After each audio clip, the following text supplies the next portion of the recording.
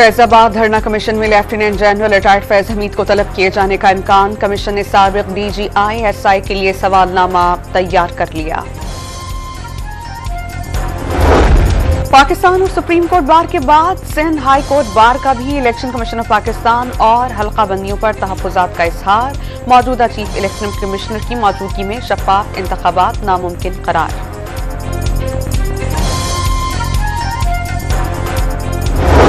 आम इंतखाबात के लिए सरगोदा में कोई इजाफी नशस्त पैदा नहीं की गई। चीफ इलेक्शन कमिश्नर के जिले से मुताल्लिक खबरों में सदाकत नहीं, तर्जुमान ने तरदीद कर दी। आहद चीमा की फिलफौर मुशीर के ओहदे से हटाने का हुक्म। आहद चीमा इंतखाबात पर असरअंदाज हो सकते हैं। इलेक्शन कमीशन ऑफ पाकिस्तान का फैसला। फवाद हसन फवाद से मुताल्लिक फैसला 21 दिसंबर को होने का इम्कान। मार्केट में 1000 और 5000 रुपए के जाली नोटों की गर्दिश का इंकशाफ। सेनेट कमेटी खजाना के चेयरमैन सलीम मांडीवाला ने इजलास में जाली नोट्स पेश कर दिए। Deputy governor state bank of Pakistan भी पहचान नहीं सके।